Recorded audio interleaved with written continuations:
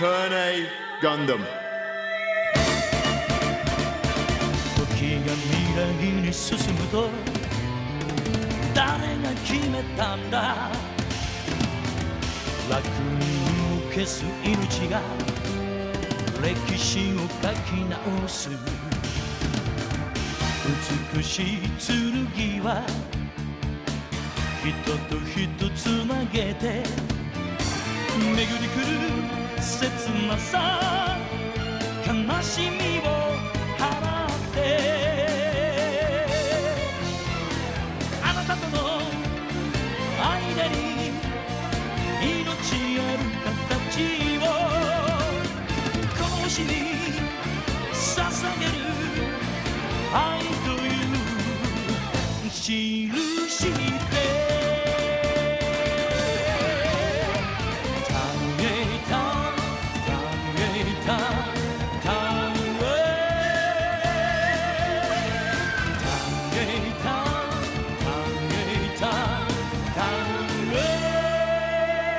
Hello everyone, and welcome to the Great Gundam Project episode 188. I'm Jackson, I'm joined by Austin. Hello! And Em, as usual. It's Gundam time! It's Gundam time, and if you have not listened before, this is the Great Gundam Project, where me and Em watch Gundam from the start to the end, and we've brought Austin along for these last two seasons.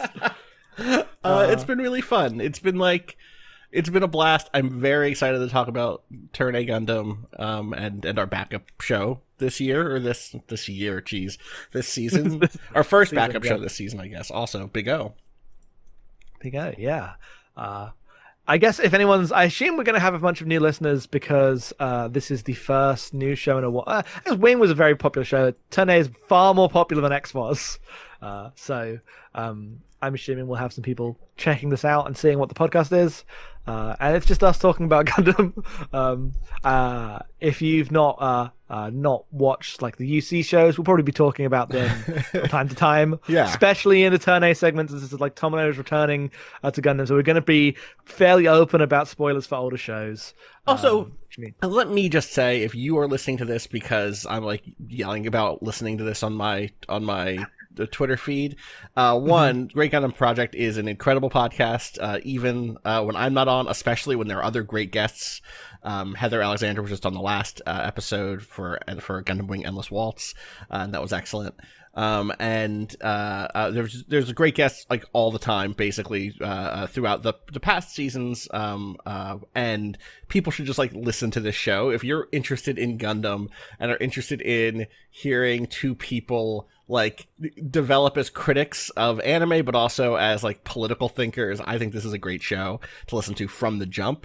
I'm not saying don't listen week to week with us as we go through Turn A Gundam, because Turn A seems like it's going to be a really good conversation. But I just want to like hard sell this fucking show. It rules. Everything on the Abnormal Mapping Network rules.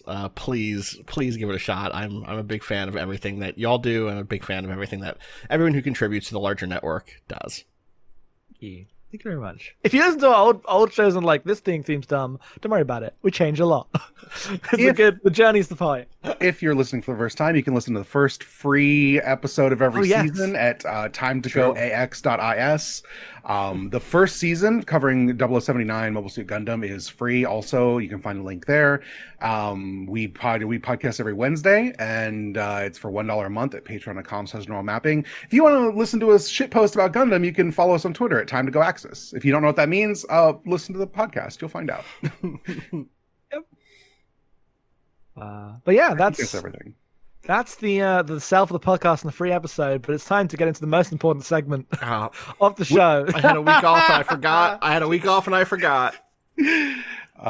Which is around here just to keep track of where we are in numbers, because numbers are hard and animals are not. It's Pokemon guessing time. We've been guessing Pokemon for a long time now. Does anyone remember who the Pokemon was last week? The thing is, I remember you saying, you're not going to remember this, and I said, I'll remember this. And then I made a note of it. Hoisted. And now all I can remember is that it was like a fake Jigglypuff. It's not even a fake Jigglypuff. No, but that's the part of last episode I remember. So there's like a bit in the brain. But it's not. It wasn't Hoppit. That's a different thing? Oh my god! I'm just saying. It was absolutely Hoppip last week, so you're good for remembering things. What's today?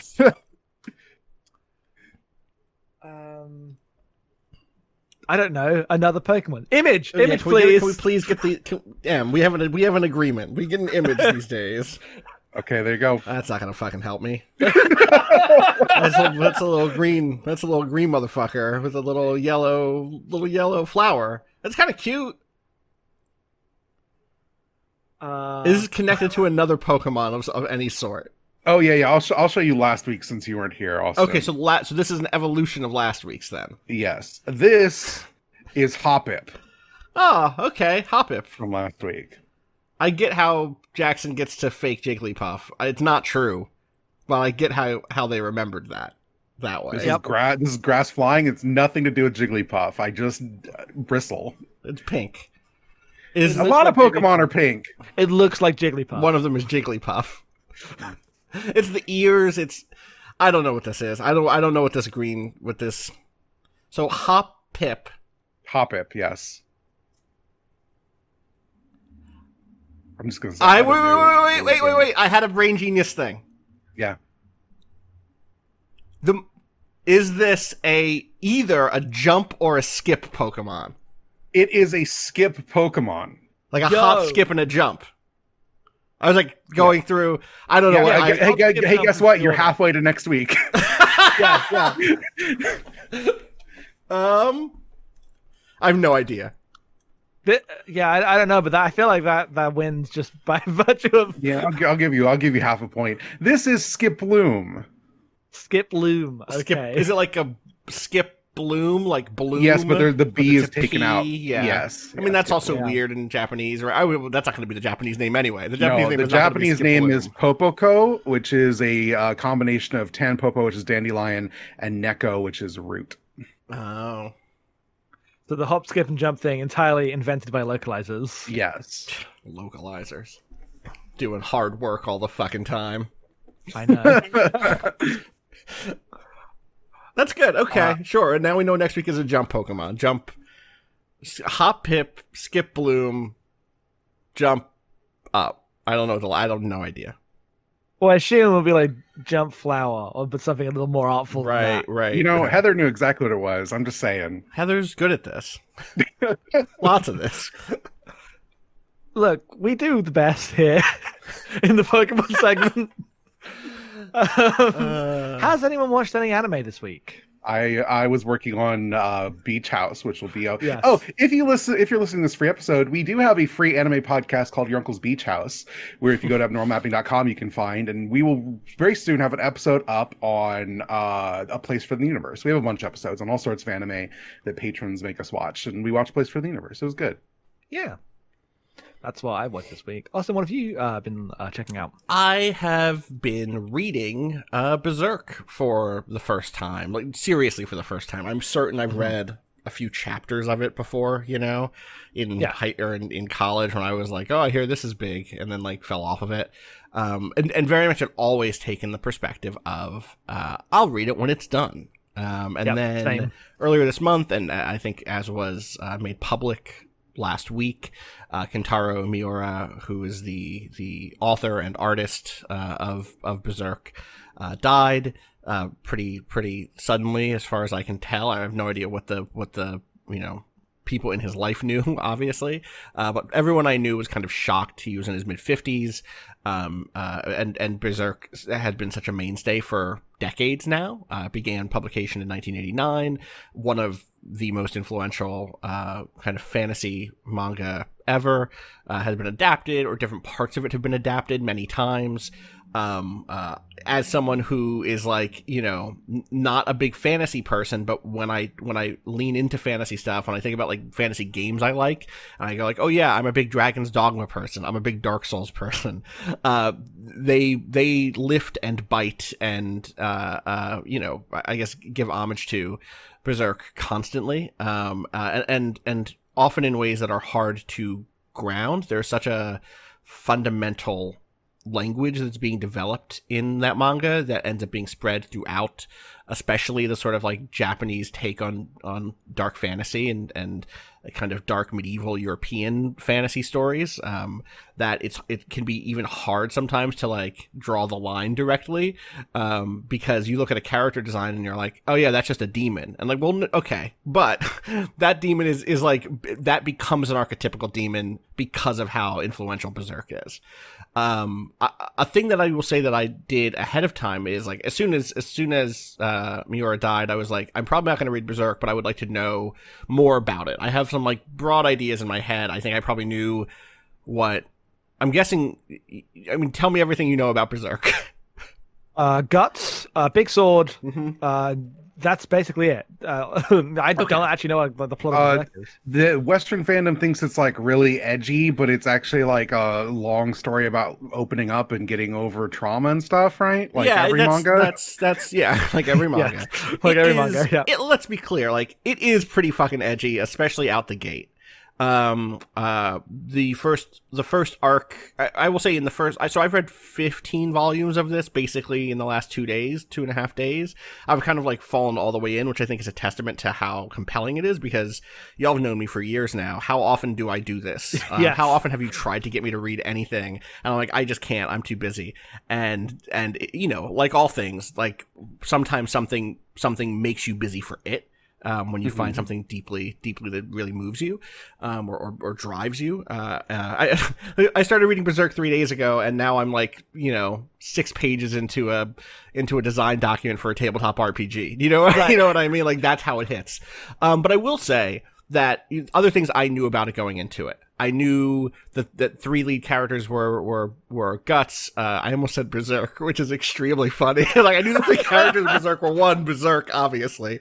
Guts Griffith, who is this kind of shonen warrior who I know, like the thing around him is that his morality is questionable and that he does some bad things. And Casca, who I know is a woman and a warrior and who becomes traumatized throughout the work, and then a lot of the story ends up being about her moving through her trauma. What I didn't know is how deeply traumatized many of the other characters were. I knew that there were content warnings for sexual assault and rape, and of course extreme violence all the time. And what I wasn't sure about was like how that stuff would integrate into the story more largely. What I will say is it is both the thing you said, Em, which is like, wow, this is actually paying more attention to what it means to be a survivor of sexual assault than what many other works clearly inspired by it have done.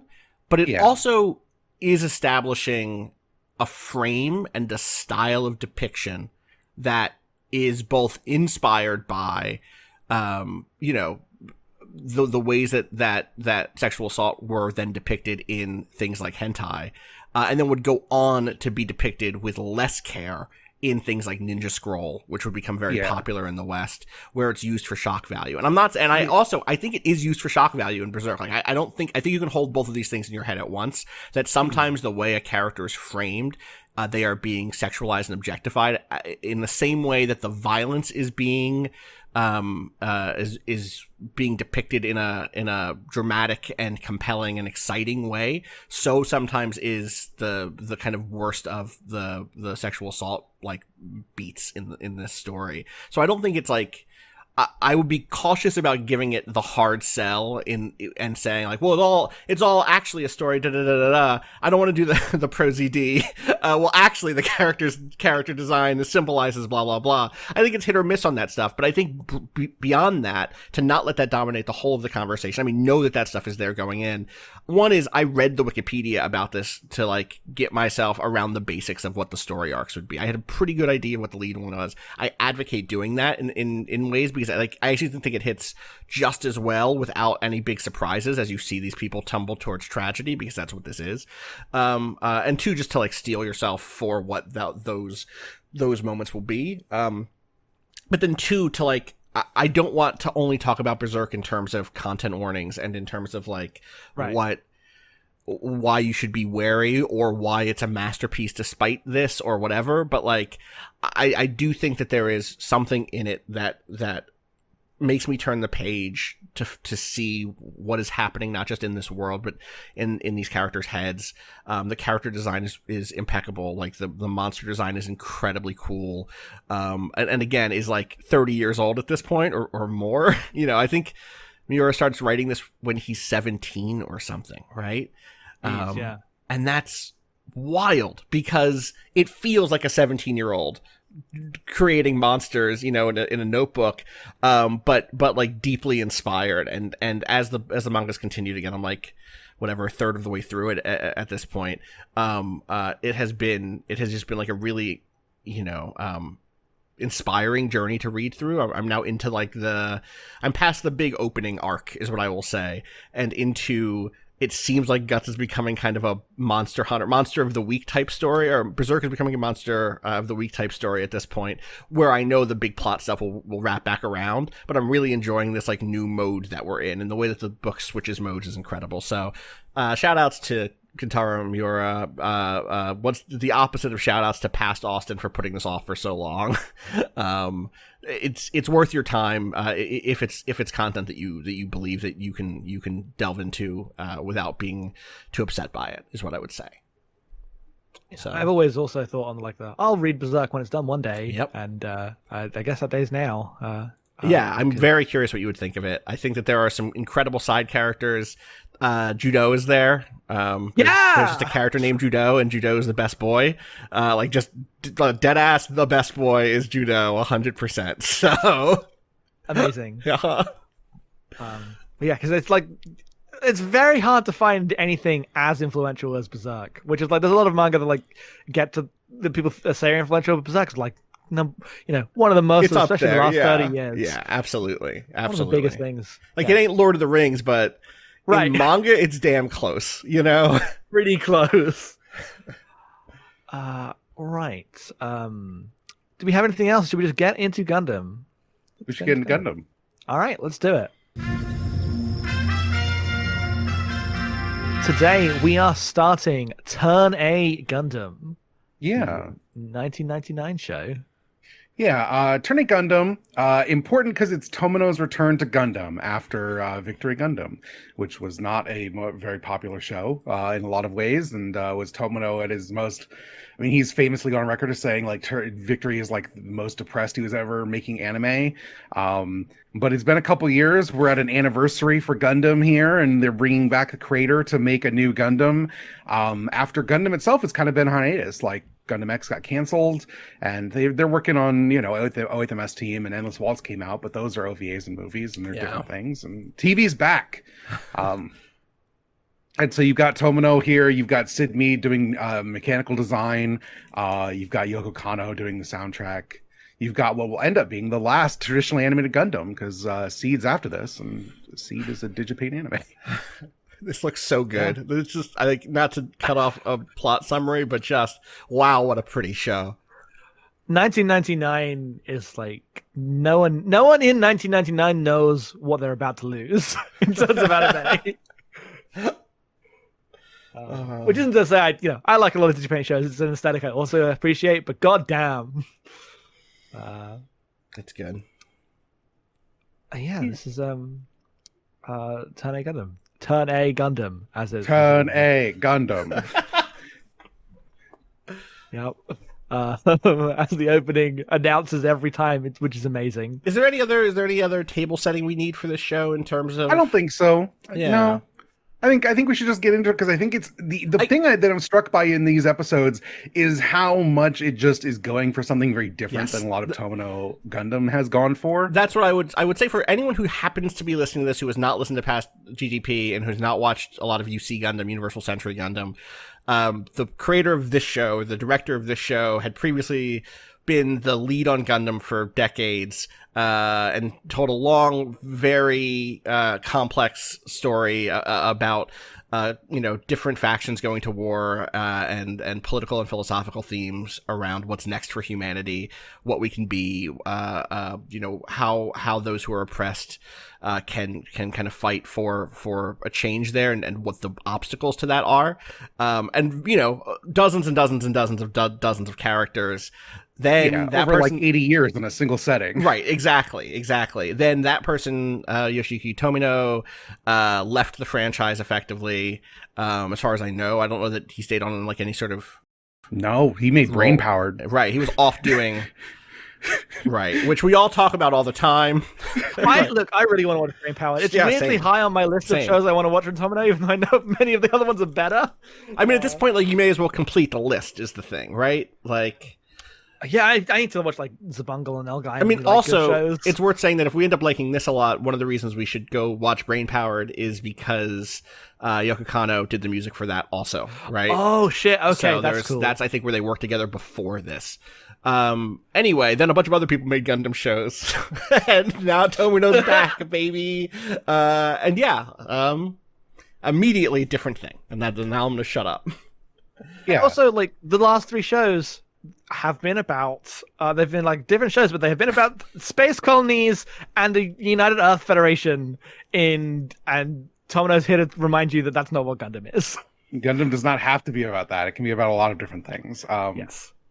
Yeah. So also, I guess a bit of table setting. This takes place in the correct century, 2345, which is a play on words of the Japanese word seiraki, which is also how you pronounce the common era, like, our calendar. Oh, that's fun. Yeah, that's interesting. Yes. I will simply say that the reason that Partisan takes place in the perfect millennium is because Turn A Gundam takes place in the correct century.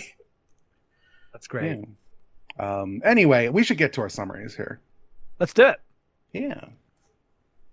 Oh, right. I need to say the name of the episode. Episode 1 of Turn A Gundam is called Howling to the Moon. So we had Olivia do summaries last time. I'm doing much shorter summaries, so I'm just going to go through it, and then we can go back and talk about stuff. I think Sounds is probably best. Yes. Spaceships are descending to Earth carrying flat mobile suits, and inside those mobile suits are children singing lullabies as they fall to Earth. One lands in a pastoral countryside, and 3 teens come out. Lauren Sihak, Keith Ladji, and Fran Dahl. They split up immediately, and Loran, our main character, gets attacked by a coyote until he's saved by a passing aristocrat in a flying machine. Who shoots and scares off the coyote, and then they laugh about the boy on the ground and fly off in their fancy machine. And then he goes to take a bathe in the river, and almost drowns because he doesn't understand what currents are, because he's from space. He is saved by 2 girls, Kihel and Sochi, who are 2 sisters of a man who runs a mine. They're the Heim family, and Loran endears himself to the 2 girls. Kihel is about to go to a coming-age ceremony, and Sochi and Loran sneak in and watch the ceremony until Sochi pulls him away. We get a bit of a time skip later, and Loran's working in the mines for the Heim family. They just gave him a job. And because he has mechanical aptitude, he is being promoted out of the mines to be the chauffeur of Gwyn Linneford, who's the guy who saved him from the coyote back a couple months ago, shooting it away. And he is a man who is developing an air force for an upcoming war with a nation called Gallia. We'll talk about it in a second. He's excited to have Loran there, but is not willing to remember Loran's name, calling him Laura. Let's see. Loran sneaks off while he's doing his job, or I guess it's just his day off, and he meets with his other friends from space who have all gotten jobs. Keith's working in a bakery, and Fran Dahl's working at like a printing press for a newspaper.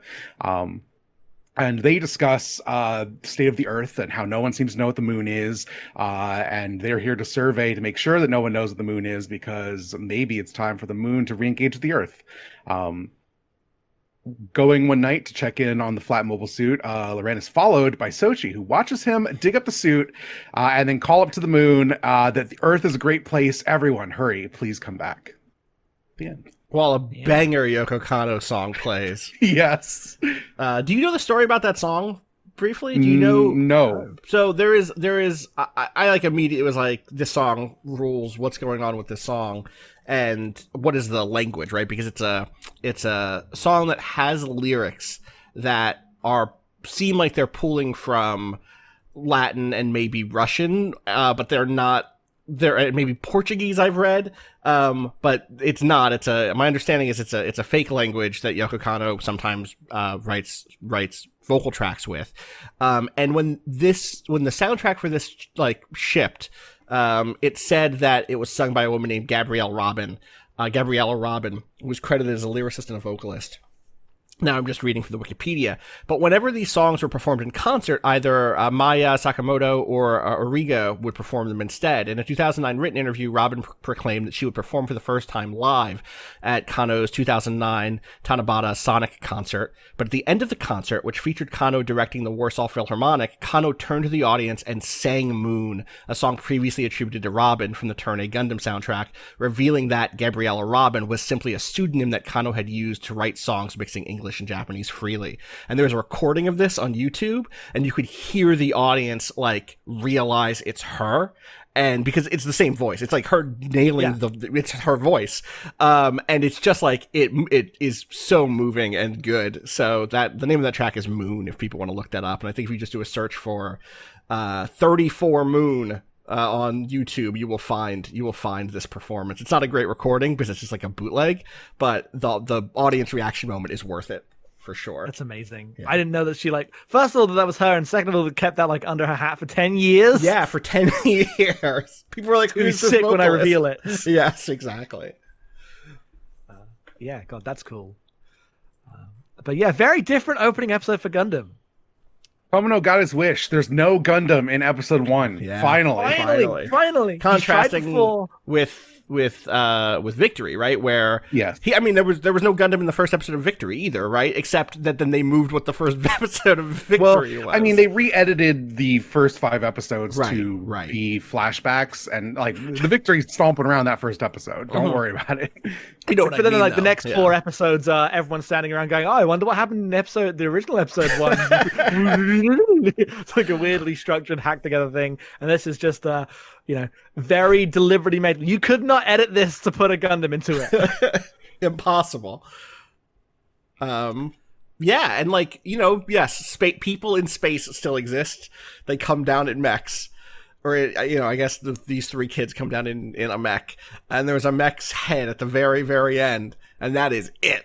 There's lots of planes, I guess, right? A lot of planes. The biggest difference right off the bat, no monologue. No one's going to exposit shit. We actually get like a really evocative opening with 3 kids singing songs, and just like, please pay attention to what the lyrics of the songs are, who the kids are, where they land. Please put together this world as best you can. It's very light in its world building, yet I think this is, at least in terms of the start of the show, some of the most like loaded, not necessarily the wrong, but like fraught and intense world building we've had in a Gundam show. Like the way Lauren relates to the world and the world around him is doing things at a high speed that expects you to pay attention to, and there's no announcer to explain it. And I think it's really good. This episode's incredible. There's a lot happening right away, right? Like on the way down, you have one of the kids singing 4 little 5 little 6 little moon race. They are moon. A lot going on there, especially again with one of your first black coded characters. Perhaps Southeast Asian. I don't know. But it's hard to say. Race is central, let's say, throughout this whole episode. The thing that's interesting is they're singing Marietta Little Lamb in Japanese, London Bridge is Falling Down in Japanese, and then 10 Little Indians adapted into like a moon race song in English. And 10 Little Indians, one is already a loaded song, but also, if you look at its history, is like a minstrel song. It's a lot. And then the first person that Lauren sees down on Earth is Gwyn, who is again a person of color. I'm cautious of saying person of color here because obviously lots of anime have people of color in that they star Japanese people. But a dark-skinned character with blonde hair, looking down from him from his airship with a rifle, saving his life. But immediately, literally the first human interaction on Earth that he has is with another dark-skinned character. And then 10 minutes in, we're also seeing this coming-of-age ceremony for the first time, which features a large wooden statue of what appears to me to be, some sort of tribal chief with a headdress on, and in general is situated. Also, all of this is situated in Edwardian, like turn of the 20th century, cars, planes, technology. We're in pre-World War I build-up time, baby. Everyone's in love with their technology. Everyone's in love with their vision of civilization. It's loaded. It's potent. It's filled with energy at this point. Also, unlike a lot of this sort of like, Japanese European styling, it's very specific about where it's at. He lands in Ingleso, which could be like England or New England, but Castle Bostonia is in the area. Yes. They are in Boston area. They're in fucking Boston. Yes, absolutely.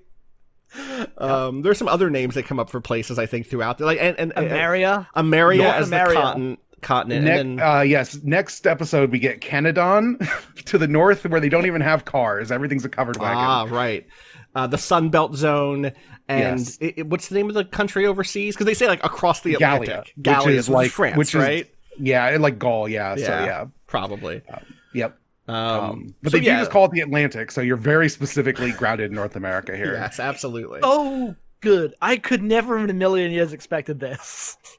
I hope it like pull it off throughout the season, but like in terms of a setting, this is like making everyone seem like a coward in what they've done since Commodore left. It's like, oh, what if it was in space and then it was after a war? And someone was like, what if it was literally in like Edwardian America and we had a black protagonist, but like we don't know what that means in the context of because the racial situation of this includes like moon race. We don't actually know what that means in terms of specificity to the real world, but it is dealing with those ideas in a way that is very loaded, and you have to be paying attention. But he also immediately is situated as a foreigner. The word foreigner is said over and over again, and yet the contemporary notion of borders hasn't really. People are like, oh yeah, well, what foreigners do is work as servants, but he isn't. No one attempts to deport him because it doesn't seem like there's a sort of mechanism for that because of where the nation state is at this point. And on top of that, I should also just say that like instantly, this is also a show that seems interested in class division, gender roles. Like it's Tomino's like, all right, I'm here to just say some shit real quick. I don't know if that shit's gonna end up being good or not, but he is swinging for the fences out the gate. Yeah, like the second he gets taken out of the mine, right? Like Lauren is put into like this chauffeur's outfit and a very traditional look at this servant, and I was like, wow, yeah, okay, we're doing it. We're going all out. Let's go. But also there's like, even in like the Heim households, there's a bit where what's her name? Kihel goes to get like a dress or whatever, and so she's like, I'm not going in there. That's a place that sells the nouveau riche. I don't want to be a part of that, these tacky dresses or whatever. Mm-hmm. As Kihel is like trying to be upwardly mobile, like her family owns a mine, but you get the sense that they are not old money, they are not high class people, but they are aspiring to be through like marriage and station stuff. Yeah, which is part of why they have this relationship with what is it, Gwyn? Is that right? Gwyn Linford? Yeah, Gwyn Linford, who has they mention that like he has money, he has status, but also he has taken it on himself to like usher in industrialization, because like he even goes, old men run foreign affairs and national policy, so the best I can do is like make technology. Yeah, is pick a gun up off the first thing we see of him, the two times we see him immediately right away. One, shooting at the wolves or the coyotes or whatever. Yes. Two, pans into the room that he's in. He's holding one of his toy gun, not a toy gun. He's holding one of his guns like it's a toy, like looking down the sights playfully, in a room, and then puts it back up on the wall. Yeah, the walls are covered in hunting rifles. Yes. I think so much is done through the choice of setting this in Edwardian, with Edwardian kind of backdrops and technological level. It instantly opens us up to thinking about what the place these giant robots are in terms of technological disparity, and the kind of lines that connect us from the now of hunting rifles and airships to the presumed future of big robots smashing stuff up, or I guess we'll see whatever the situation is on the moon eventually, which also we don't see. Here's the other thing about the Laurent being a foreigner is Laurent has knowledge of the moon that we don't have. So in some ways we're brought in to Laurent as a as an audience surrogate character, because he doesn't know anything about the Earth at this point. He doesn't know anything about Inglacia. So what he learns, we learn. But he also has access to a lot of information about the setting that we don't have, or that we can only intuit from his reaction to things. So for instance, yes, when he sees Current in the river and is like playing with his little fish toy, we understand from that the moon that he lives on must not have running water, or must not have rivers in this way. Or presumably he lives on the moon. Or we're guessing he lives on the moon, but it seems like being called moon race means he lives on the moon. But like that's the thing we can intuit, but he has this whole other store of information. And we see it in flashes, like when he looks at Keyhill and sees the queen of the moon, presumably Diana. Queen Diana. And that stuff that's so fascinating to me because of the way in which a different version of the show would have given us a whole episode of him on the moon preparing for this trip first, you know, and we would have learned what the moon was like, and then he would come to Earth and it'd be like, wow, this is what the Earth is like. In fact, we got that show in 08th MS Team where Shiro comes to Earth and is like, wow, I'm amazed. I only read about this, blah, blah, blah, blah, blah. I'm from space.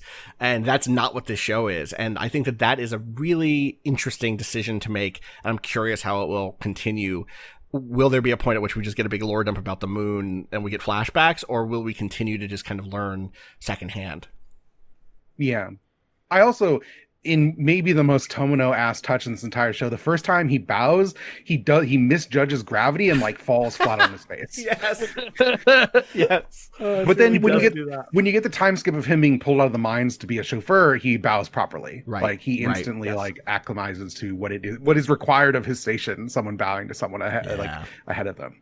And he really likes Earth. Like he is being situated in like relations that we understand as bad in how we think of like the past and his role. But he, as a character, is not like is not, at least at this point, resentful of his position, and he is mostly just very earnest about being a boy who loves being on Earth and wants everyone to come home. He's very naive in a way that I feel like we haven't necessarily seen from a Tono protagonist because of how the UC's like endless war. I have thoughts about this, but I want to save it for next episode. Okay. I think there's interesting divisions between the three moon people who come down. Yeah. Yes, for sure. Do you have anything more about this episode? I mean, I think we could go on this episode for an hour is the problem. Because should we talk about the coming of age ceremony that we? I guess we should wait until the full coming of age ceremony. But the initial depiction, I think, of having the setup of like, okay, there are all these Edwardian folks, and then it cuts to what their coming of age ceremony is, and it's this thing that feels like someone's read about tribal coming of age ceremonies and decided to depict one. And that's kind of the anthropological view that Laurent gets, like looking in from the crowd, is really interesting. I think we can talk more about that in a moment. It also embraces like harvest festival traditions in a way, like that are specific to, this is a show set in the Americas with like people who have a history that they're like. In the second episode, we get the sense that like everyone kind of knows about the tribal festival, like everyone went through it, but like no one actually knows why they do anything. Like they talk about the reasons, like it's just what the legends say. We just do it. We don't know. We drive cars. Yeah, totally. We're removed from our traditions as like people in that way already. We also see during that segment, the camera briefly passes a gravestone that says "Memorial for Infants, Vicinity." We learned Vicinity is the name of a city or a town or something nearby eventually, right? Yeah. Woof. It's interesting that that's so close to the big statue of the white doll. Yep. Yeah. Also, everyone is chanting "Men will be men and women will be women" as they panned that gravestone. Yep. Mm-hmm. It's a whole thing. And then, the last thing, going back to the mind thing, I think it's fascinating the ways in which this episode sets up class division very clearly in terms of who gets to do what with their time. The mine workers are working in the mine. Laurent specifically talks about how he has not had time to do anything. And then when he becomes a chauffeur, he actually begins to get a little more free time. And that's like a higher class service labor job. But also the immediate cut from the mines, between the mines and elsewhere, is up to the plains where what's her name? What's the? I don't actually have her name. I don't know if they said in these episodes. I thought I wrote it down, but it might have been next episode that I got it. There's a girl whose father is like the plane designer, basically. And Mia Shea. That's right, Mia Shea. And like her and her father are like having a good time in the planes they're designing for the upper class, and then cuts immediately to like miserable mine workers who are trying to make quotas. And it's not that Mia Shea and her father are not also probably in some sort of middle class, but they certainly are not, but they do certainly have a lot more enjoyment of their moment to moment work at this point, and they're not as alienated from it in this moment. And so again, I think this show is like extremely keyed in on all this stuff. We'll see how it develops. I know how Tomino be, you know? Yeah. There was some question about the time frame of these episodes because there's like a 2 years that's dropped by a couple characters. I watched these episodes again this morning. This first episode happens during a harvest festival. Second episode or the coming age ceremony. Second episode has the second coming age ceremony. The 2 years problem, so it's like a single year. The 2 years problem is that during the first ceremony, Loran says that he should be part of the festival because he's already 15. Right. And so he's 2 years over, or like it should have happened to him 2 years ago, whatever. So they mention that he's in the Heim family sponsoring him to go in because he's part of the community now, 2 years late. So it's only a single year that passes between these two episodes. I thought that was him saying I'm 15, which means I'm the age for the ceremony. Yeah. But there is a bit later where he's like, oh, I'm 2 years older than. It's like it's like, you know, messy in a way that translated anime can be. Okay. But I get the impression that like he's Kihell's age, should have been in this situation, and is going after his time because of the sponsorship. But that has only been a year. Okay, see, I was reading this 2 years, a 2 year jump, but it doesn't matter to me. It doesn't matter. It's all just like how long has he been a servant for? Has it been a year or 2 years? You know? Yes, I think it's about a year. Okay. That seems to be the impression, because when they pull him out of the mines, that's when the Heim family is like, yeah, I'm going to sponsor him for the next harvest festival. So it would be a full year. Right. So some amount of months in the mine, some amount of months as a chauffeur. Sure. In that time, his hair's grown out, and Sochi cut hers. Yes. Yep. I also, we'll wait till next time. We've got a lot to talk about after the second episode. Before that, we have some voice actors. We do. I'm just doing two because one of these is in a lot of things. Holy shit. So Loran Seahack is voiced by Romy Park. She's voiced a ton of characters. Most significantly, right before this, she voiced Kanan Gims in Brain Powered. She is Ken Ichijoji in Digimon Adventure 02. She is Edward Ulrich in Full Metal Alchemist. Oh, wow. She is Nana Osaki in Nana. She is Madame Red in Black Butler. She is Pakunoda in Hunter x Hunter. She's Pod Baracha in Land of Lustrous. She's going to be in Double O Gundam as Regene Regetta, and is the voice of Naoto in Persona 4. Famous for playing teen boys and difficult women, basically, is what the Wikipedia said. Nice. Yep. Kihel Heim is voiced by Reiko Takahashi. She is not in a ton of stuff, but she is young Miroku in Inuyasha. She's Konus in One Piece. She's Mari Fumaki in Glasslip, and is also the voice of Yorda in Ico, the PS2 game. Mm-hmm. All right, let's go on to episode 2. Yeah. Episode 2 of Turn A Gundam is called The Coming of Age Ceremony. It's a year later. It's coming age ceremonies come again. Loran and Sochi are both participating this time. Kihel still hasn't gone off to university. She was like, I'm going to go off and I'm going to learn about the world. And she's kind of tired of high society and ready to get a real job, petitioning Gwyn to give her something to do that's like actually upwardly mobile. He is busy finishing his preparations for a show of force, like an Air Force show for the militia that's happening on the same day as the coming of age ceremony. Gwyn is happy to set Loran up as an engineer in the mines that he started in after he's done so well as a chauffeur, but seems less convinced about Kihel getting a job instantly. Much more fond of this boy. There's a moment where after Loran leaves, Kihel's like, "Why do you keep calling him Laura?" He's like, he just is more like a Laura to me. We'll come back around to it. He's been doing it on purpose this entire time. Whew.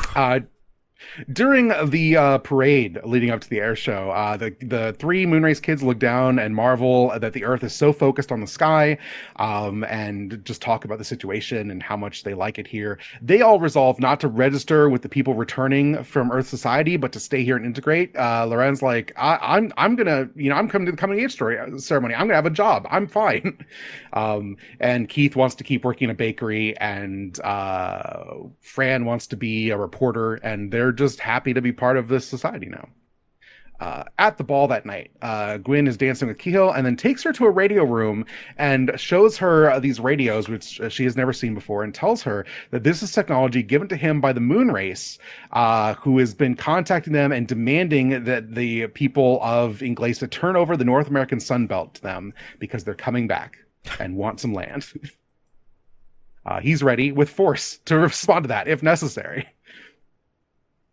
The coming of age ceremony happens, and this time it's Loren and Sochi there, and turns out that the coming of age ceremony is like a weird pairing off where they put leeches on themselves to mark spots on their back that were from the olden times. I immediately was like, oh, these are like plug suit holes. 100% said the same thing. 100%. Yes. From when they interfaced with the robots back in the day. Yep. That's 100% my read. And as they're going through this, they are interrupted by an attack from the sky as two Wadom suits land. These are giant, like, armless, walking, like, mechs, and firing on vicinity as the militia desperately tries to scramble planes, which do very little against the mobile suits, which, are mobile suits with beam cannons. It's a bad time for everyone. The white doll crumbles as the earth shakes to reveal inside the Turn A Gundam. Loren lies about knowing what the hell this is to get Sochi with him in the cockpit safely as they get inside, and he turns it on because he understands enough of how the interface works to get it going. It stands up with a growl as it like exhausts vents from its face and has a beam cannon, and it slides down the mountainside and fires on the Wadom suits, driving them off. Though the Wadom gets a shot off and melts the rifle of the Turn A Gundam. And that is the end of the second episode. Yeah, no, it ends in just a fairly, not even really a cliffhanger, it just ends. They've made a few episodes and they're like... Well, vicinity is on fire. Yeah, but I mean, it's not like it like builds to a necessarily like huge moment. It just kind of ends. Yep. Because you'll go on to next time. And yeah, wow, these are 2 episodes. They sure are. The bit where like it's obvious the whole time that you see the white doll, you're like, you mean the Gundam? That's the Gundam for sure. That's the Gundam, because the Gundam's been there the whole time, which raises a lot of questions about what's going on here. Because even the lady in the mobile suit is like, why the fuck is there a mobile suit here? Which, great question. We'll figure that out later, I guess. Speaking of that lady whose name we don't get here, they do some incredible stuff with her face. It's not cut-ins. It's not like the traditional, like her face takes up half of the screen. It's in fact the opposite, where sometimes we'll get a full screen shot of her and then action will take place, or she'll be attacked, or she'll attack something, and it's as if the entire screen has been selected and then shrunk to only take up the middle of the screen, leaving empty black space around her, which gives this very claustrophobic effect that rules.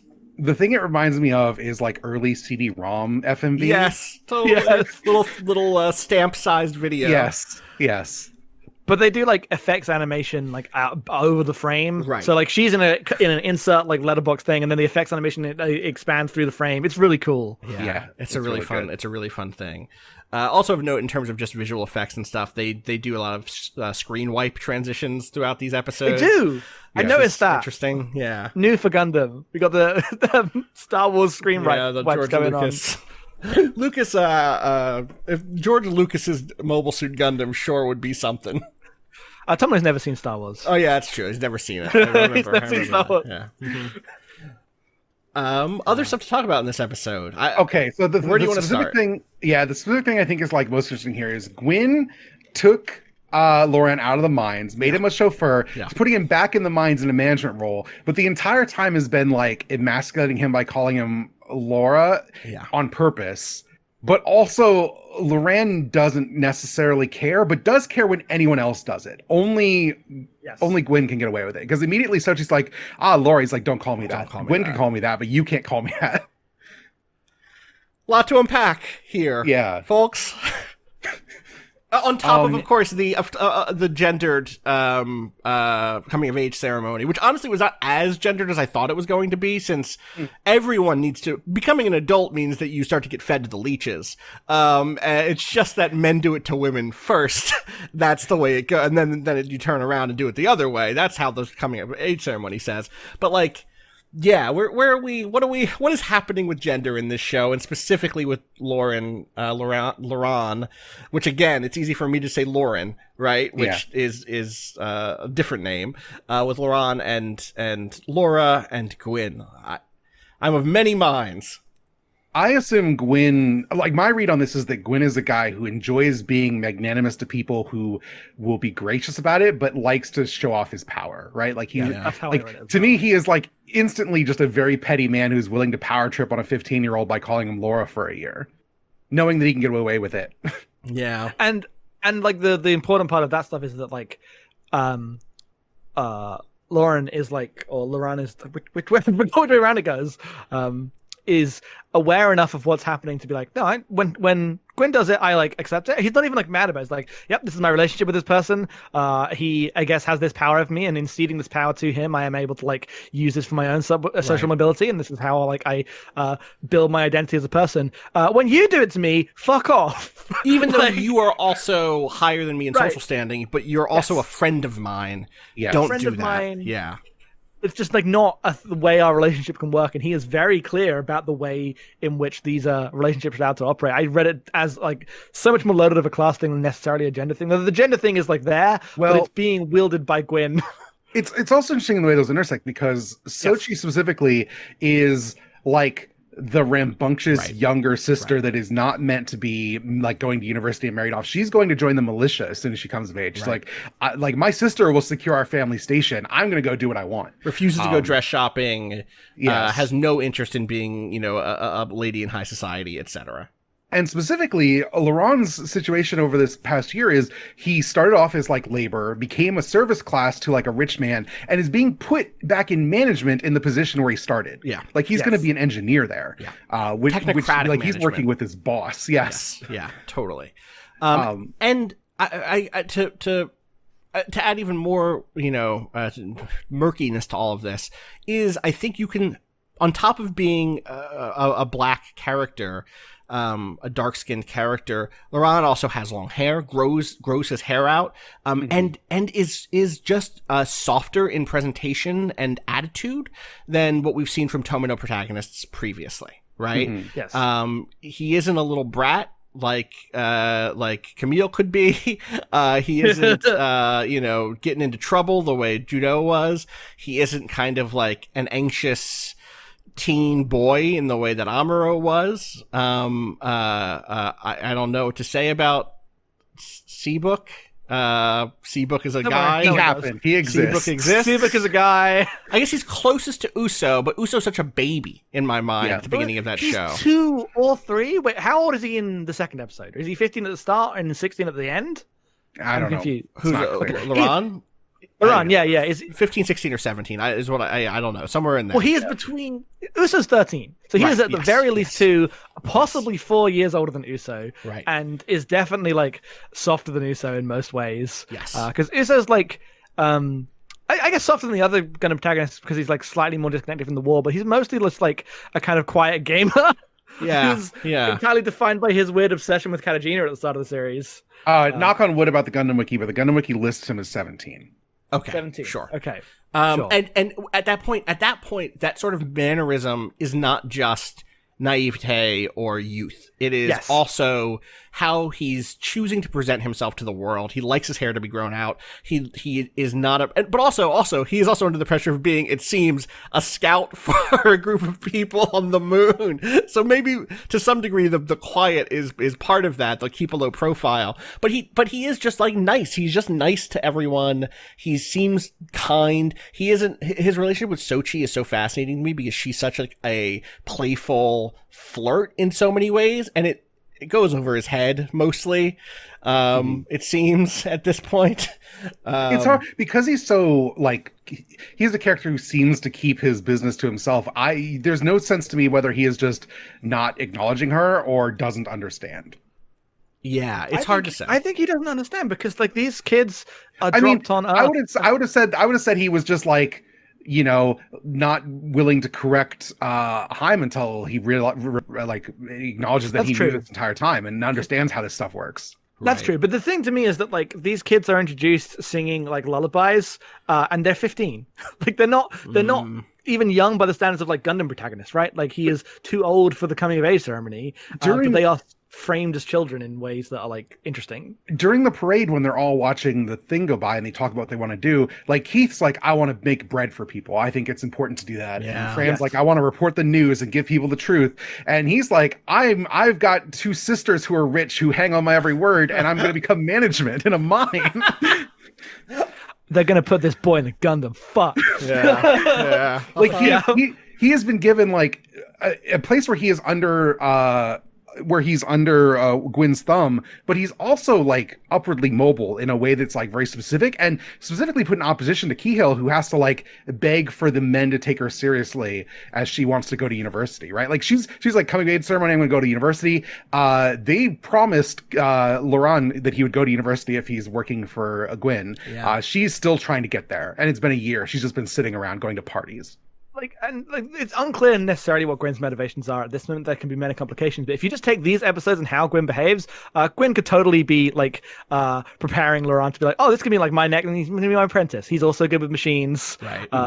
You know, I don't necessarily think I know Gundam's about to happen to the show, so that's not the direction it's gonna go as we move forward. But that's definitely the tone he takes with Laurent and how he like positions himself to him, and also like is why he's like, because to him, at least in how I read Gwyn's behavior, is that by being so naked about these power plays to Laurent, that is like his own weird petty way of showing affection, because he's not even bothering with that for the other people. Right. Yeah. What do we think about the juxtaposition of the party that Kihil and Gwyn are at, and then the coming of age ceremony in which the boys start howling at the moon and like playing at being, you know, this kind of vision of I don't even think it's necessarily tribal or something. It's like playing at the stereotype of doing a mating ritual. You know what I mean? The thing I think is interesting about those two things together is the Heims, like the parents and all the kids seem really invested in the coming of age ceremony. But by a year afterwards, Keel's like over it. Sochi's like disappointed her sister's not going to be there, but she's going to this dance that is like a thing she has to attend for like society reasons. And it feels like the class divide is also like almost like a mythological divide in like what people invest in, where like the people who are farmers and miners still believe in the coming of age festival, which is like clearly like meant to be like a harvest festival about like procreation and fertility or whatever. Yeah. And the people who are in charge of things are going to a fancy dress party where they do politics and look at the radio in the back room.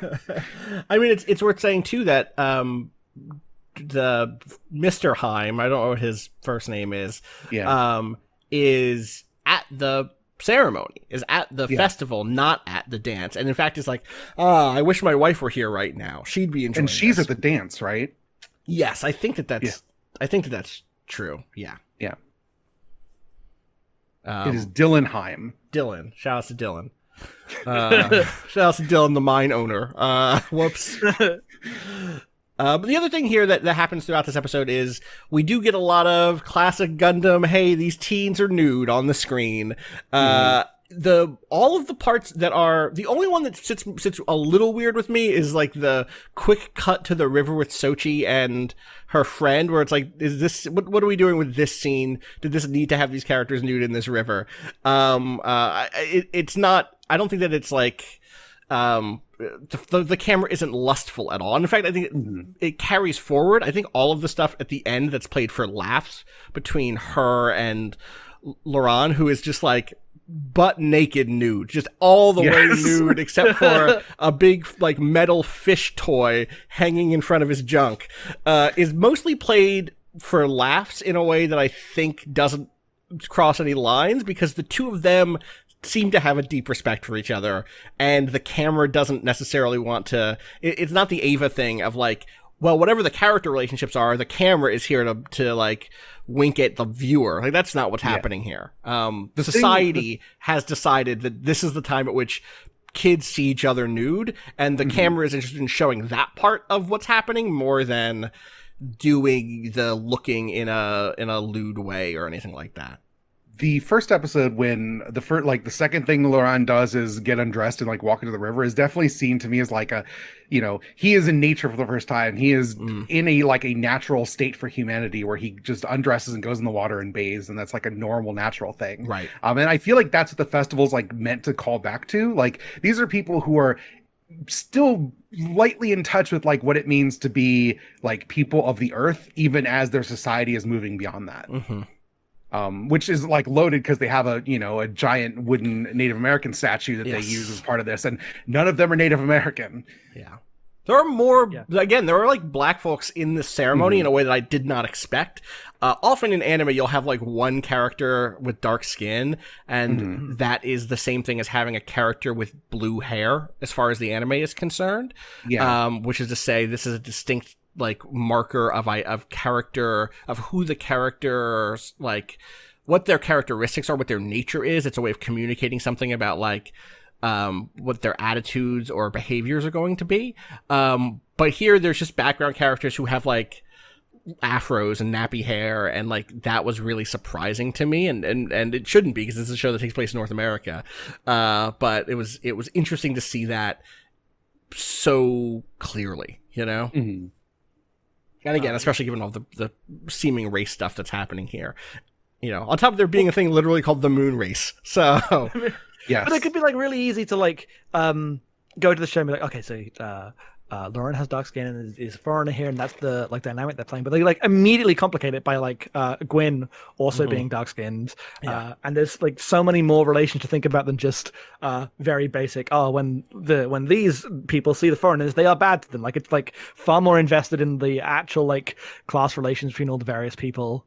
I'm really, really interested where it all goes, because and I really appreciate this, like specifically being in America, because there is a very easy read you can do of UC Gundam, which is incorrect, that it is like about America in some way, right? In that you have the colonies as like the American colonies, and then they rebel against, and which doesn't work at all, because in Gundam the space colonies are first of all built, they're not like indigenous lands. Second of all, people are like en masse forced there, which did happen in actual colonization, to be clear, but it is definitely a different dynamic to how is presented in Gundam. And it's weird how much of like, not necessarily a response, because I don't think that's like going on in the 90s as like a big discourse about Gundam, but it is in touch with those ideas of, okay, we return to these ideas of what it means for like people to relate to the Earth. How do we change this and complicate this from what we had in Gundam? And the position of like changing this from like, oh, we have there's not a developed hegemon in Earth yet, and now we have to deal with the people from the moon coming, and I think it's just a really interesting place to put all these ideas in play, which none of the other shows even tried to touch. What do you think of the Gundam? It's sick. It's so cool. Sick. I spent way too long in my life thinking that the Turn A Gundam was bad looking. I was a fool. It's so good. I love the beam rifle. It's beam rifle so much. By being so distinct, like just by that nature makes it like interesting, because it stands up and it looks more human. It's got the mustache, like the angles are all wrong. It just, by getting Sid Mead, you get a thing that doesn't look like anime, right? Yes. which is really bold for like the anniversary Gundam. Because there's definitely a version of this show you could make, and I don't know where the plot's going or whatever, but you could go the other way and make it so that the like rock falls away, and you see something very close to at least closer to the Gundam than we've had in ages. But they don't. They go the whole other way. It's like a radically different design. But also the way in which it's revealed is the essence of Gundamness, right? It is a strange robot with seemingly magical personality from the jump, where it like roars to life and stands up and fires a beam so big it like, drives off the wildly disproportionate technology, and they are afraid of it, and they're like, what is this thing? And it's the goddamn Gundam. It's here.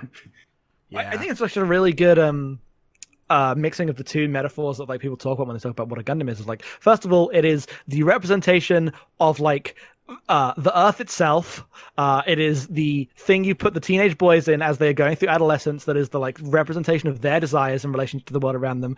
But it is also deliberately situated as like, this white icon of America in a way that I never expected Gundam to be anywhere near as explicit about as like, as this happened at the start of the, like in 79 when it's the America robot. And that's mostly subtextual stuff. It's like it was meant to be purple originally.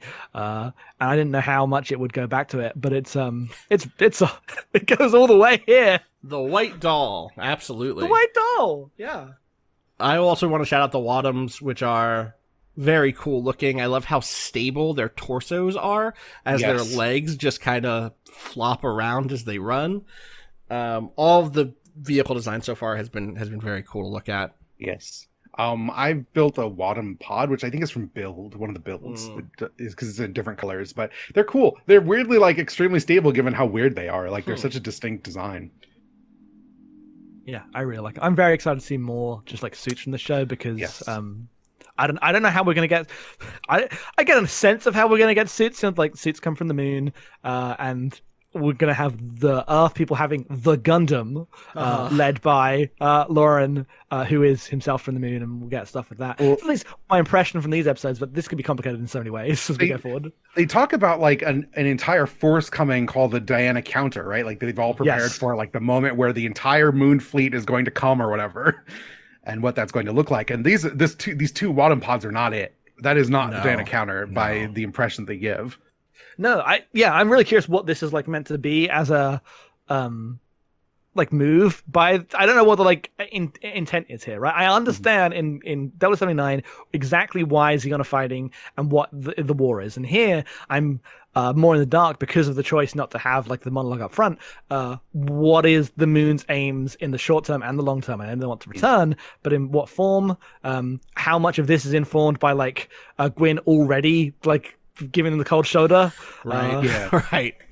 It's specifically being a return, like, and they always depict it as that implies that like, Gundam happens. This show feels like a sequel. Where like the moon and the Earth were cut off, and it was bad enough that everyone lost the ability to communicate with the other planetoid for like centuries or whatever. And now here we are. They've got mobile suits. We've got planes. It's fucked up. Actually, I have no idea if it'll be like explicit about this going forward. And my guess is no. But this is definitely positioned as like ideas of it might be after Gundam, like, but in some, I don't know if it is, but I'm thinking about it in those terms, especially because of how. Why is the mobile suit on the Earth? What does this mean? Yes. By all accounts, Tomino was not like never paid attention to Gundam X, but it feels similar to how Gundam X is originally pitched. The moon will always be there. The moon will, you have no idea how much when I wanted to mention that beat during our Gundam X conversation, when they're like, the moon will always be there. I'm like, you need to watch Turning Gundam right now. No, don't worry. The moon's there. It's going to be there so hard. Yeah. Good episode. Yeah. Trying to think of anything else here that's just to note, Lauren being good with machines. He's a new type. The boy's a new type. Oh, boy's a new type. I see. But he's also from a place with technology, right? Like, right. Yes, right. But multiple people say, "Damn, that boy's good with machines," and I know what that means in the Tomino show. And I don't know how I think don't know the how- part where he comes from a place that clearly just has mechs and technology, and he knows what a cockpit is because he's trained in one, and he gets That's in the true. Gundam. He's like, "This is very similar to what I've already used," but I can't tell Sochi that. I can't tell Sochi that I use Windows 98 and this is Windows 95 or whatever. Yes. So I can basically feel my way around. This is a Unix system. I know this. Well, I did, regardless of whether he is a new type, because like it's what I was thinking. Because that's how I like, when a character's good with machines, that's usually what they mean. I did like the way that aptitude in this show is like immediately. It's not instrumentalized in the way that it is in War and the other shows, but because there's no war, he's just put into management immediately. Within like 6 months, he goes from work in the mines to management. That's what it is to be a new type. That's what it is you to be become a boss. Also, like, just things that are interesting. Like, given the opening has a bunch of blonde women that all look the same, Keel and Diana are literally the same character. They just have different hair. Yeah, slightly different hair, right? Yeah. Do they both have? Does Diana also have blue eyes or something? I want to say her eye color might be different. Okay. We'll see what's going on with that. I guess 48 episodes. That's going to be a long-term thing. We also get two other characters in this for the first time, which are the archaeologist dude. Oh, right, Sid. Right. Yes. And then the other guy who I recognize from the opening when he's got glasses there, and he doesn't have glasses here, but I see him. He's got red hair. Red hair guy. I don't remember what red hair guy's name is, but I do think that I saw that character design and went, "That's Cascabel in Twilight Mirage." So Nice. Right, because they're climbing up the mountain. They say, because the adults aren't here, this makes it a perfect time to do reconnaissance. yeah. Yes. And then Sid is very dismissive of the coming of age ceremony happening. He's like, I guess people just have their beliefs and whatever, walk away. And then the guy he's with is like, that dismissive. Actually, Wait, Okay. go ahead. What's the other guy say? Maybe no, I'm confusing. I mean, two the guy he's with like is the one character who looks like he's native, right? Like, That's correct. Yeah, true. Yes. True. The quote that I have here is, in an age where planes are flying in the sky, they're still holding a ceremony like this. I thought that was the red-haired guy. And then the other guy says, human behavior doesn't always end up being logical, makes no difference to me, which... I read that as dismissive. I read that as indifferent, but indifferent in a way that's like, stop consuming your time with thinking about how weird people are. People are weird, Yeah, fair enough. We'll see. I don't know. Yeah. Excited to get more of those guys. Gotta say, this has been the most exciting intro ever, I think. I was like, man, this is the one time it hasn't happened before. I'm like, I want to watch more of this show right now. Damn. Yep. Yeah, no, it's fucking good. I'm there. I'm very excited. Unless we have anything else, that is No. Turn A Gundam for the first time. Yeah. Yeah. Very excited to get back to it. All right, well, let's get into our second anime, our backup show this time, which will be much shorter. Oh, yeah.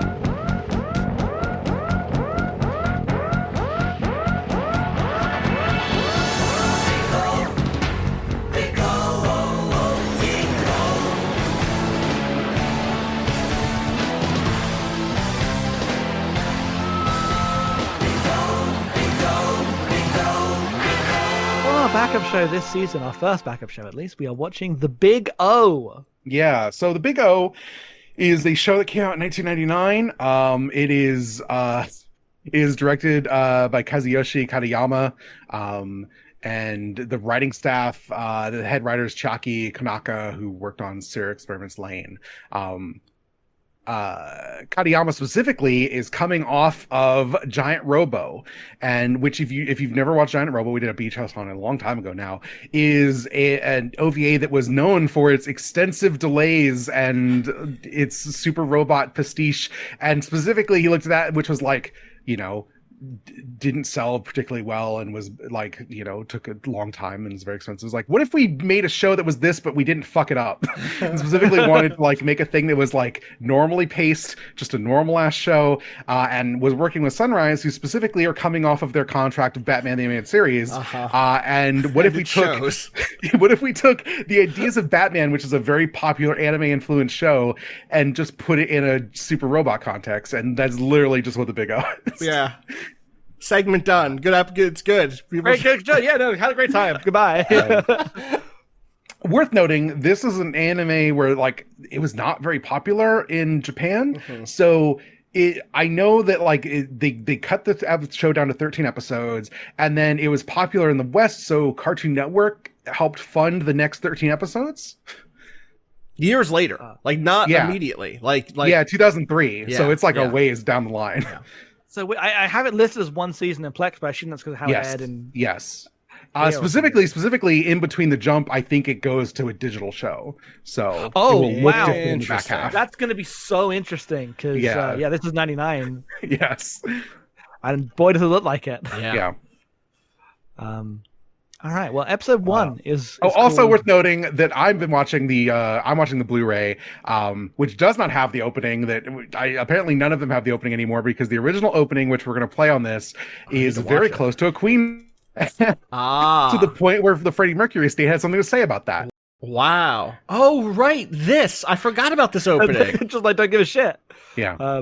It's like those Final Fantasy 14 songs. It's just it's just that. Lord of the Rings. So episode 1 of the Big O is called Roger the Negotiator, and not as I thought it was, casting the name of God Ye Not Guilty. You don't just give both the episodes, because I think we should just talk. These is literally a two-parter. Oh yeah, that's two-parter. And then episode 2 is called Dorothy, and it's our two-parter opening. I don't have summaries for this, because I don't think this show really necessitates it. But we are in Paradigm City, where the amnesia hit 40 years ago, and everyone lost their memory. Yeah. And it's amazing premise. It's like a super robot, but like mid-century futuristic noir version of New York City. Basically, like there's a big dome, but they're clearly on Manhattan. There's a number of domes, right? Or is there only the one? There are a number of domes. Because they talk about like evacuate Dome 3 or whatever during the second episode. And so no one remembers before, but seemingly some people are like recovering fragments of their memories over time, which is a part of this. And also there's been a generation. That's the other thing about this, is that like if you're not 40 or older, you couldn't have remembered before, and so you just made your life up out of what's been left behind. I mean, Roger specifically says that like, the without memories, people don't remember like how stuff got here, but like we were still new enough to like get electricity going and live lives, which is interesting. And Roger Smith is our main character, and he is a negotiator, which just means that he's like a gopher for the super rich to do shit, like extremely continental ops kind of guy. Yeah, that's it. Yeah. But also he has a secret, which is that he's also the pilot of a super robot called the Big O that erupts out of the subway system that everyone's afraid to go down into. But it's portrayed like he's Batman. Yes. Yep. It's weird. It's weird. He has a butler. Also, he drives the Batmobile. Down to the thing where it like armors itself when he steps away from it. Yes. It is. This show has such a tone. I guess we should do a plot summary, then we can talk about it. Or not a summary. Yeah. Okay. So briefly, he is hired to find a girl named Dorothy, by a rich guy, and finds her only to discover that it's like a daughter of this wealthy scientist or whatever. And he gets her. It turns out she's an android, and they're all very confused by this very human-seeming android. And then she visits him and asks him to protect her. And he takes her back to her father. Turns out he's dead or dying as they get there at this factory, where he's also clearly built a giant robot that is missing. Because there's like a shattered giant crucifix in the factory. And then they are attacked as he dies, and the giant robot, known as Dorothy 1, she's Dorothy 2, is attacking the city. And as he goes to fight it with the Big O, it turns out that they are connected, and Dorothy 1 has been co-opted by a gangster named Jason Beck, who is controlled it or whatever, and he absconds with Dorothy after Roger fights it the first time to use her as like an alternate control circuit, because Roger punches a hole through the thing's spine. Like there's just a big hole or like the spine dangling out of this robot, and so he just wires Dorothy up into the head, and it's sick. And he gets her back. It turns out that she was created by Timothy Wainwright, who is this old, like very Tezuka looking scientist that they run across. And he remembered enough about before to build a giant robot and a robot girl. But now he's dead, and the big robot's dead. So Dorothy decides to just live with Roger as his maid. And he's like, well, you have to wear black because I wear black and my butler wears black. And she's like, nah, your taste in clothes sucks. I have to wear like dark red instead. It's good. It's good. She's good. I like the show is very much in that like affected noir thing vibe, like to the degree that this show doesn't feel like the sort of noir that you watch when you watch like a top 20 best noir films noir. It is like the sort of trashier, C film noir that would have come out of the studio system, that like the stuff that doesn't get listed, or stuff that has then integrated some of that stuff. Obviously Blade Runner touches on here. Obviously Batman in the animated series specifically. I think Alphaville is in conversation with this, or this is in conversation with Alphaville. I have no idea if these people saw Dark City or not. I don't know if the timing lines up, but Dark City is doing the same type of thing of playing with this style of the sort of half-remembered memory of mid-century noir, This is Touch of Evil. Yes, correct. Yo, correct. I guess it is. I like it. I'm not a super robot person, and yet. Well, I think the thing here is that like I'm also not a super robot person, but that's mostly for like lack of watching. I just don't have the experience with the genre as much. I really like this stuff, though. All my favorite things about it are not the robot stuff. Right. This is an incredible mystery. This is like the kind of mystery that if I like, it's such a good one-line premise that this is if I had like pitched this in my screenwriting class, I take the next 3 weeks off. Like, it's so like, like dialed into like here's how you get a like one-line pitch for a TV show that you're gonna make and sell. And it feels a little cynical in that way, but not necessarily a bad way. It's like we're here to make a goddamn show. Also, the fact that it didn't go huge makes me like it more, right? It's like there's a degree of which it does feel dialed in that way, and yet they did not make the show that I apparently did not make a cynical show that exploits that to be super successful, right? But when I say like I'm not a super robot person, I mean that in the most vulgar, superficial way, which is like I don't like looking at super robots mostly. I love looking at the Megaduces, which by the way is the name of the super robots in Big O. I think that they all look sick. They all hit me the right way. I don't know if it's something fundamental about the way that the curves are designed on them, the materials that it seems like they're built with, the piston work that goes into the Big O's big punch, the interior cockpits that have all of the like the cockpit's amazing, the flip switches and like typewriter keys and big levers that you use as weapons. Like it's good. It's funny to me that you're like normally I'm not into it, because like this feels like such a pastiche of like the Gunbuster and the Mazinger and like Giant Robo itself. I hate the Mazinger design. Like it does less than nothing for me. I just don't understand how they're different. The same thing They're to me. absolutely not. The way it erupts out of the ground is like straight up like that's the a verb. That's not a pool. design. That's a verb. I like it when things erupt out of the ground. I hate the curves on the Mazinger. I hate the big weird body on the Mazinger where it's a big like silver cylinder. Like it doesn't move me in any way. I hate the weird like chest piece on the Mazinger. All of that doesn't hit for me. It's too cylindrical. It feels like aluminum tubes like glued together. And I get that other people like that design. It's never worked for me. This stuff hits so much different. I will say, I think the Gunbuster design is closer to a thing I like. I like the big shoulders, but it feels like tubes stacked on each other.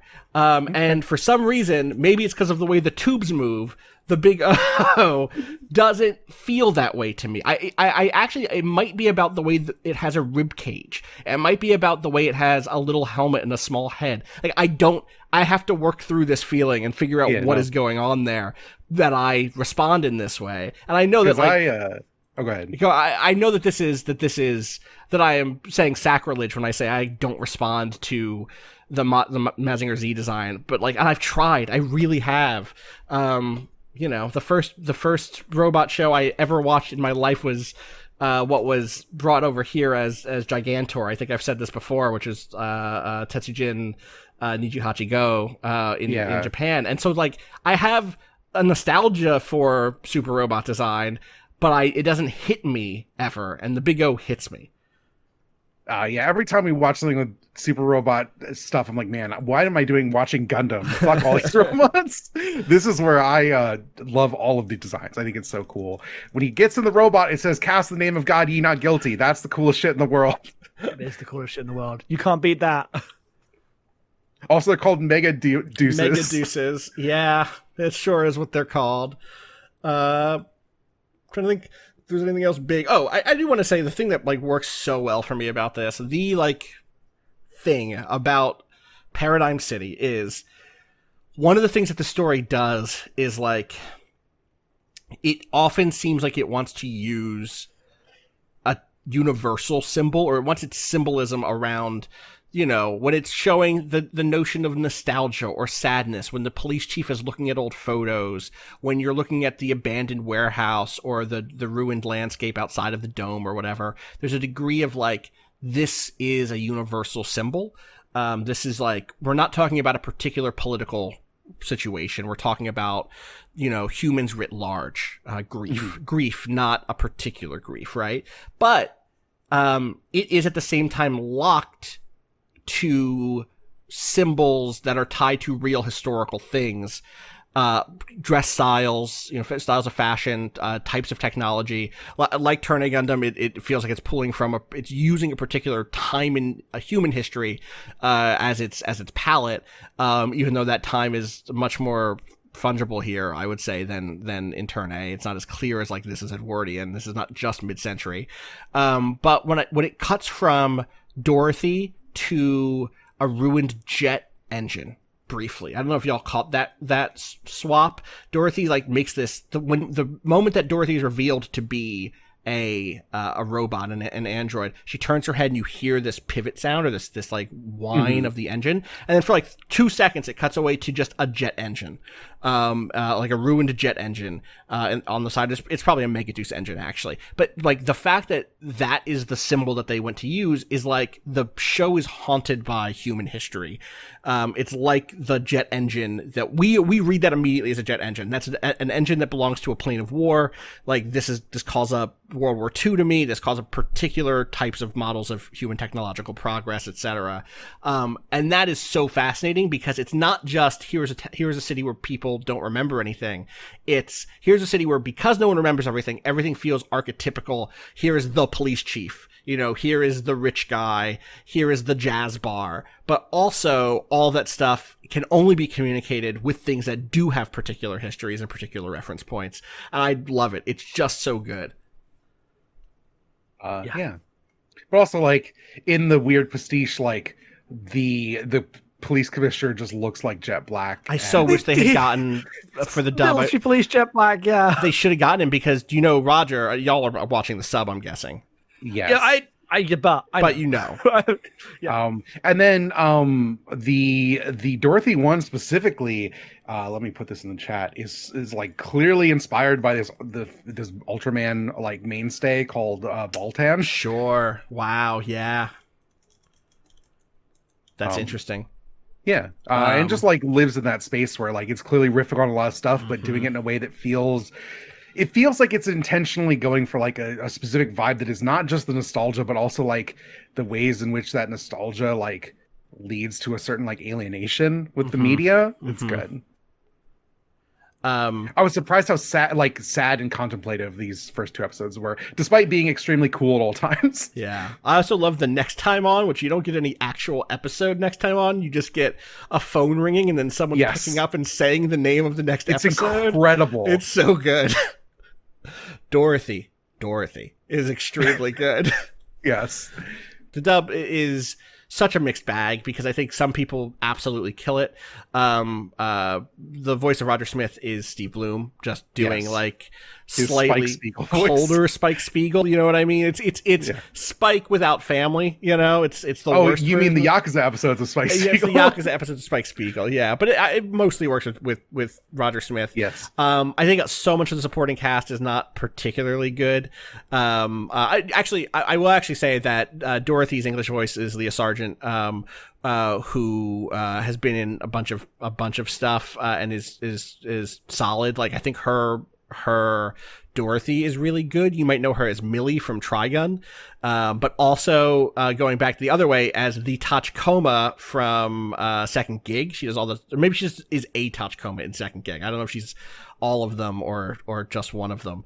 And she's really good as Dorothy, but like, and I think that the butler character is fine, but I really think that the Dan Dotson, Doston, the chief, is just like not particularly good. And you know, the rest of it was kind of take it or leave it, which is a bummer to me because I like to have a show I can watch in dub. And I don't know if I'm going to commit to it or not. I don't know. We'll see. Yeah, so voice actors. Roger Smith is Mitsuru Miyamoto, who does not have like the most intersected with my interest a list of credits. But he's Suzuki Kisaragi in Rasafon. He's Ogai Mori in Bungo Stray Dogs. Stephen A. Starface in Blood Blockade Battlefront. He's Maiza Varo in Bakano. He's the dub voice of Ethan Mars in Heavy Rain, which is the funniest one to me. But this was like one of his first things, so most of his work's in the aughts and teens, which is not like anime I watched. However, Dorothy Wainwright is voiced by Akiko Yojima. Maybe you've heard of her, Relena Peacecraft and Gundam Wing. And she's incredible in this show. Like instantly like the best part of these 2 episodes. She's very good. So good. I went back and watched all the Dorothy scenes to be like, I have to hear the Dorothy comparison. Yeah. And she's also Shinosuke Nohara in Crayon Shin-chan, and she's Kohaku in Inuyasha.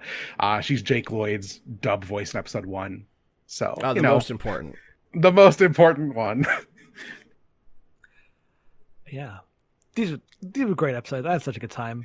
I did want to say, because the music in this is like so all over the place and like really interesting. I was looking up the composer, Toshihiko Sahashi. We will get a bunch of Sahashi very soon in 6 months because he is the composer of Gundam Seed. Oh, that's exciting because I really like the music of this. Yeah. Yeah. There's one particular piece that I want to shout out a connection to, which is the big conclusion of the Big O theme, or maybe it's not the Big O theme, but it's the combat theme. The I'm gonna knock you the fuck out punch song really reminds me of the sort of Superman theme from the Fleischer Superman cartoons, which I don't know if you've seen those, but there's such a very foundational song in those in terms of this is what heroism is going to sound like in cartoons. It's interesting to me because I thought they were pulling like really like aggressively from Godzilla, like the original Godzilla sure scores. I can see that too. Yeah, definitely. Which those two things are not dissimilar. No, actually, definitely not. It's a really good soundtrack. I have one other dub thing. Here's a difference. Yeah. You know when he says bye bye Dorothy in the sub? In the dub, he goes bye bye Dottie and punches. I'm gonna have to watch that. You should watch. It's really good, and that's the thing that's my case for watching the dub. The thing is, I find Japanese voice of Roger Smith kind of underwhelming. Yeah, so I wish I could great. mix and match it and get Japanese Dorothy in English. And I want to say that the police chief in Japanese is incredible. I don't know who that. I didn't look up who the voice actor we'll was. Get there probably but next he's week, so growly and grumbly in a really good way. I love his voice, and I do. I wish I could mix and match. I'd be down if someone could make that cut. Where it's Tesho Genda. Okay. Who's Optimus Prime? And, yeah, sure. Like Sliger Law, like he's in fucking everything. Yeah. Okay. No wonder he's good. Yes. There's a bit at the end where Roger's like walking around being like, I've solved the mystery. This makes sense. And then goes, wait a minute. Hang on. But there was this whole other thing. Don't worry about it. Not even going to sweat it. in Tetsuya Gendo's credits as Dan Daston, literally the same year he's playing Lucas in Cyber 6, which is such a specific, weird, like Different also, role. also like a goofy cop, but like the most like downtrodden version of that. Lucas is great in Cyber 6. Lucas is great.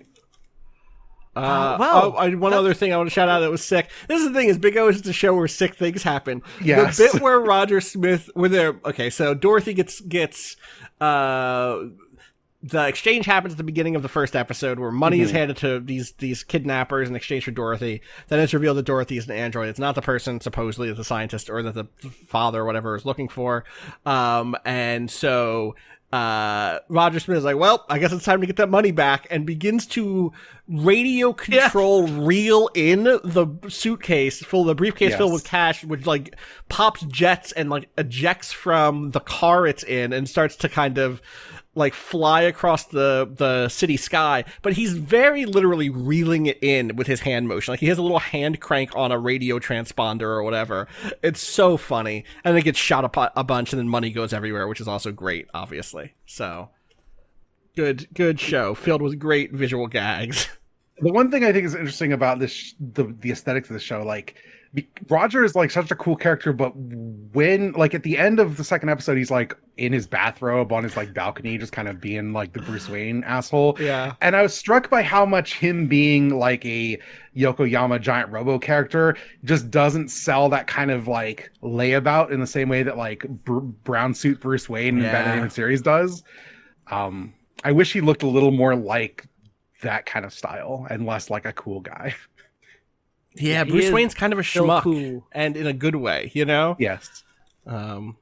Bruce Wayne with the widest suit you've ever seen, as you sent me the picture last night.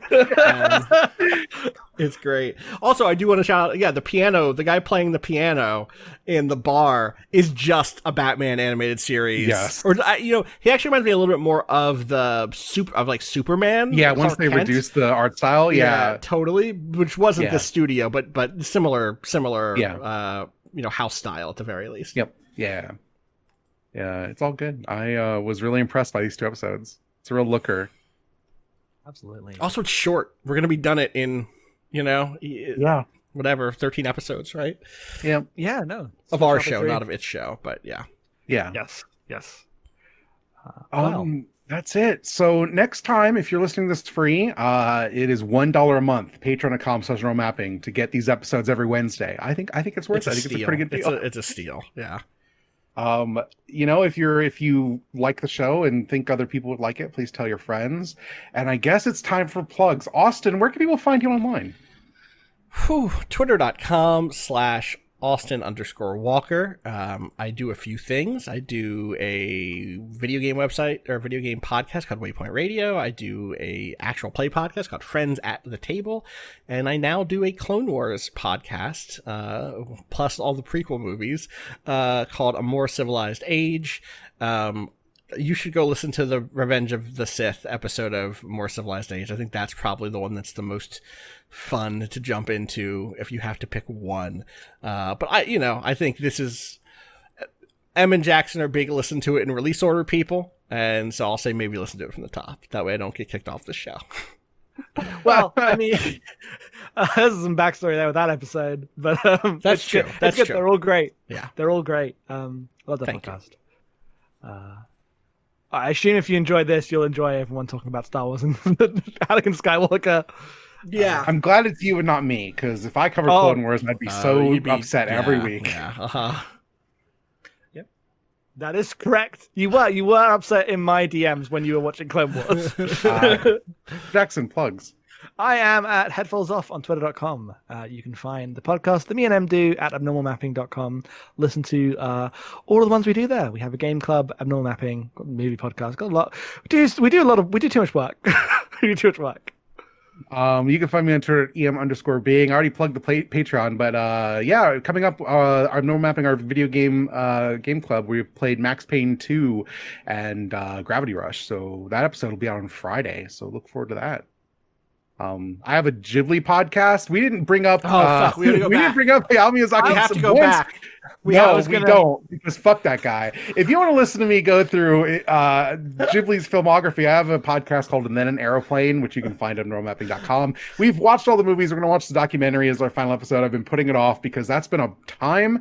I want to say I'm happy to have not discussed Ghibli and Miyazaki at once this episode. I was gonna end this episode saying, like, putting after the music something like, "Oh, we didn't bring up Miyazaki once," but now that plan's shot. That's fine. Yeah. That's good. Tomino's coming for you. He's coming for you. He got planes too. He's got planes too, and he understands what things are. So real I got dangerous. planes too, and I know who built them. So here we go. Yeah. All right. Thank you very much for listening. We'll see you next time. Amaro. Amuro.